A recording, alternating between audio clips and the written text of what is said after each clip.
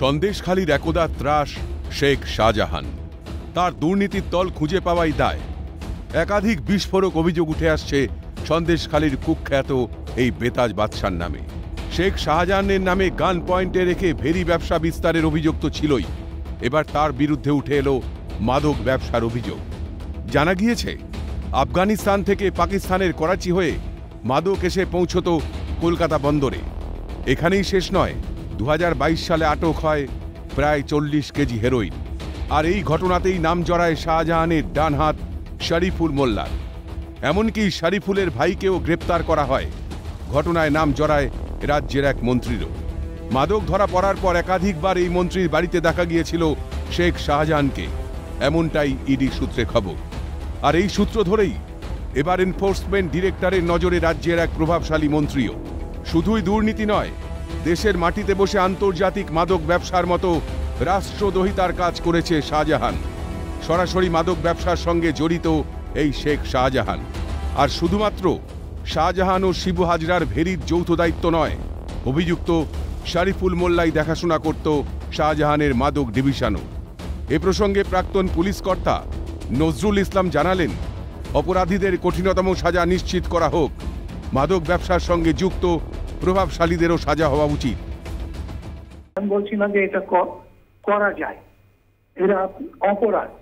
তো আমি আশা করব যে এখন যারা তদন্ত করছে এই অপরাধীদের যাতে কঠিনতম সাজা হয় সেটা নিশ্চিত করে। বলুন, তো মাদকের কেসে যিনি সাহায্য করবেন তিনিও সমান অপরাধী এবং তারও সাজা হওয়া উচিত। এবং এই মন্ত্রীরা বা IAS অফিসাররা সাহায্য না করলে এরা তো গন্যা বদমাশ হতেই পারে না, অপরাধের কাজ করতেই পারে না। এ প্রসঙ্গে রাজ্য বিজেপির সভাপতি সুকান্ত মজুমদার জানালেন, তৃণমূলের রাজনৈতিক ব্যক্তিত্বদের সঙ্গে দেশ বিরোধীদের মাখামাখি রয়েছে। ব্যক্তিত্বরা যখন, বিশেষ করে তৃণমূল কংগ্রেসের মতো দলের যারা রাজনৈতিক ব্যক্তিত্ব, বারবার আমরা দেখতে পাচ্ছি তাদের সাথে দেশ বিরোধী শক্তির একটা অদ্ভুতভাবে মাখামাখি। এই মাখামাখিটা অত্যন্ত চিন্তার বিষয়। থ্রেট হচ্ছে ভারতবর্ষের ইন্টারনাল সিকিউরিটির জন্য, থ্রেটে পরিণত হচ্ছে তৃণমূল কংগ্রেস নামক একটি রাজনৈতিক দল। এই বিষয়ে আমার মনে হয় নির্বাচন কমিশনের ভাবনা চিন্তা করা উচিত। রাজ্যের শাসক দল তৃণমূল অর্থাৎ একটি রাজনৈতিক দলের নেতা হয়ে শাহজাহানের এই কার্যকলাপ কতটা কাঙ্ক্ষিত, এ প্রসঙ্গে সিপিএম নেতা বিকাশ রঞ্জন ভট্টাচার্য কাঠগড়ায় দাঁড় করালেন তৃণমূলকেই। এরা রাজনৈতিক নেতা কেউ নয়, এরা নিজেদের ধান্দাবাজির জন্য রাজনীতির জার্সিটা গায়ে দিয়েছেন। ঠিক যেভাবে মমতা নিজের ধান্দাবাজি, নিজের পরিবারের ধান্দাবাজির জন্য রাজনীতিকে ব্যবহার করেছেন, তার যারা ফলোয়ার তারা সবাই একই পদ্ধতি অবলম্বন করেছে।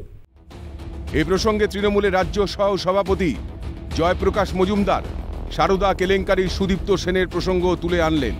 জানালেন, শেষ পর্যন্ত অপদার্থতার দায় ইডি সিবিআইয়ের। নিশ্চয়ই ভুলে যাননি সারদা কেলেঙ্কারি, নিশ্চয়ই ভুলে যাননি 2013 ঘটনা। ইডি সিবিআই দায়িত্ব ছিলেন। আজকে 2024, কিছু শুনেছেন সেই বিষয়ে? কারুর শাস্তি হয়েছে? কোর্টে হিয়ারিং এর পরে কাউকে শাস্তি বিধান করা হয়েছে? ইডি সিবিআই এরকম অসংখ্য বলতে পারি, কিন্তু শেষ পর্যন্ত অপদার্থটা কার প্রমাণ হয়? এ পর্যন্ত যা হয়েছে তাতে ইডি সিবিআই এর অপদার্থতা। সন্দেশখালীর বেতাজ বাদশাহ শাহজাহানের সাম্রাজ্যের পরতে পরতে ছড়িয়ে রয়েছে দুর্নীতির জাল, এমনটাই অভিযোগ। আর্থিক তছরূপ থেকে গান পয়েন্টে রেখে গ্রামের মহিলাদের সম্মানহানি, গান পয়েন্টে রেখে মাছের ভেরি দখল থেকে আন্তর্জাতিক মাদক পাচার চক্রে জড়িত শেখ শাহজাহান। সঙ্গে নাম জড়িয়েছে ঘনিষ্ঠ শরীফুল মোল্লা সহ রাজ্যের এক গুরুত্বপূর্ণ মন্ত্রীরও। এবার ইডি তদন্তে এই দুর্নীতির রহস্যের জট খুললে নেপথ্যে আর কি তথ্য উঠে আসে বা কোন প্রভাবশালীর নাম জড়ায়, আপাতত সেদিকেই তাকিয়ে বাংলার ওয়াকিবহাল মহল। সত্যজিৎ মুখোপাধ্যায়ের রিপোর্ট, ক্যালকাটা নিউজ।